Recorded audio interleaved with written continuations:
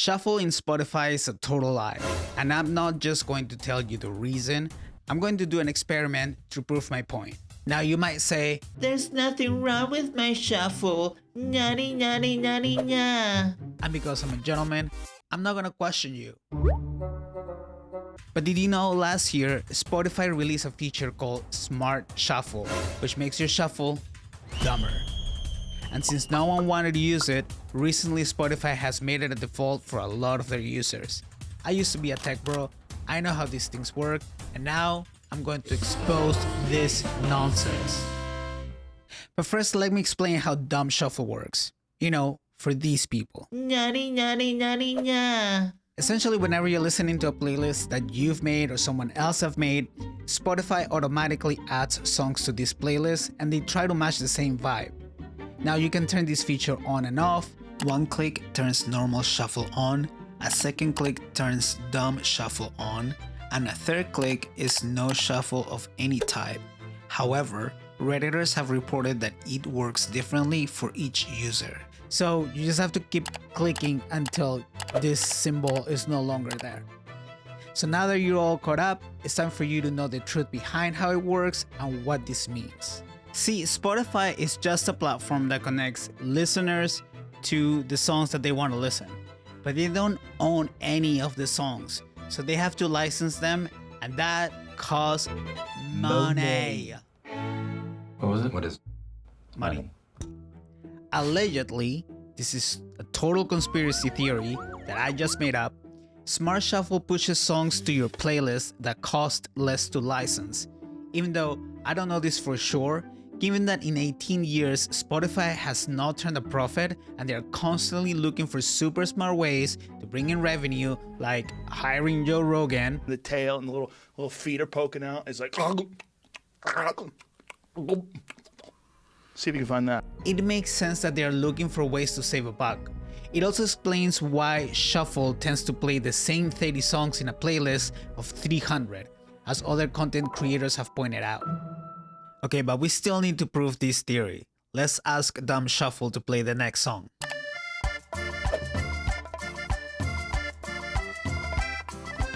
Okay, yeah, that's not gonna work. Okay, so to prove my theory, I've set up 10 playlists, and in each, I added one AC/DC song, since they are notorious for pricing their licensing high. All the other songs are from small local artists with almost no streams. With Dumb Shuffle on, let's see how many times does AC/DC is the first one to be played. Alright, let's check it out. I'm gonna turn Smart Shuffle on and let's see if AC/DC plays. Nope. Experiment 2, turn Smart Shuffle on, see if it plays AC/DC. Nope. Playlist number 3. Here in California. No AC/DC. Nope. Nope. Nope. Nope. Around here is when I noticed that something freaking wild was happening. Not only is AC/DC not playing the first, but I've also been skipping the songs until AC/DC comes on. In 5 out of the 7 playlists before this, it's come on the 14th time, and the previous 2, it came on the 10th time. Let's see if it comes on the 14th time this time. As suspected, AC/DC did not play on the first try, but let's see if it comes on the 14th. This is 1, 2, 3, 4, 5, 6, 7, 8, 9, 10, 11, 12, 13. And Thunderstruck comes on. It's always on the 14th time. It like tries to play everything else first. Holy shit. I've been recording it on a spreadsheet. Nerd. In the last 2 playlists, AC/DC was not the first band to play either. Alright, let's see if AC/DC comes on first.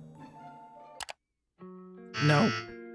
It's kind of crazy to think about that from all of these 10 playlists, AC/DC never came in first, ever.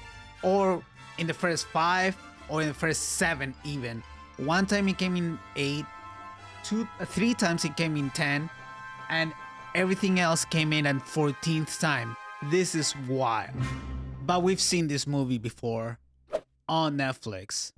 See, when you open up the app, you'll see that a lot of the top recommendations are shows and movies that they produce because those are free for them to license.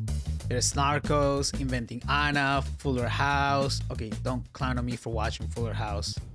I was going through a phase. And Spotify is doing the same. They are producing their own music, so they have to pay less on licensing fees.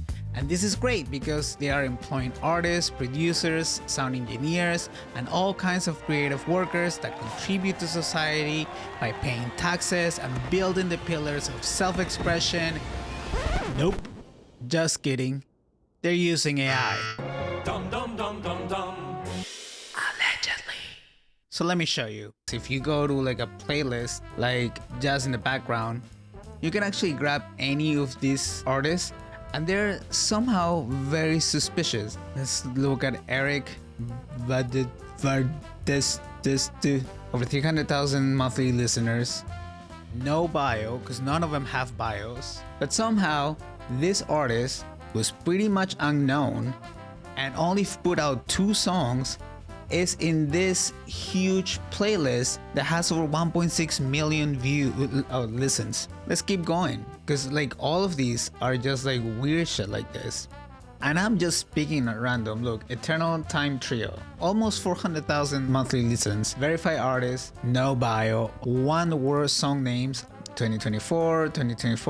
Shall we keep going? Wave Crush here has over 200,000 monthly listeners. This is verified artist, no bio. For most part, only 1 word titles. Exploration, Rooms, State, Chilling. What the hell is this?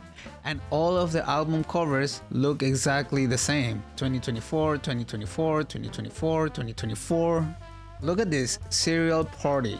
Over 200 monthly listeners, no bio. Heavy Rain on the Way to Work 1. Heavy Rain on the Way to Work 2. Heavy Rain on the Way to Work 3. There's a lot of heavy rain on their way to work, apparently. They live in Seattle. Generic 90s grunge song, something from Seattle. This is what I'm talking about. And I can already hear you typing in the comments, Anyone can ask AI to make a song and upload it to Spotify. Nya. what's weird is that somehow these unknown artists who you can't even find on Google end up in very big Spotify playlists. In fact, all of these artists I found in playlists that have millions of saves. That's not something that your loser friend who produces on GarageBand and has a DistroKid account can do. So Spotify's business model is extremely expensive. They keep losing money quarter after quarter, and they need to cut costs to keep the lights on. And I really hope they do, because despite these annoying features, having all the music in the world at your fingertips is a feat of human achievement. But yeah, capitalism is annoying and we just kinda have to suck it up. Something I do is to make sure I always have dumb shuffle off, only listen to playlists made by people, and ignore the Spotify ones to make sure I'm listening to real artists. Like this playlist I made for this super funny video about how Disney and its corporate greed is stealing punk's rebellious spirit. Thank you, love y'all.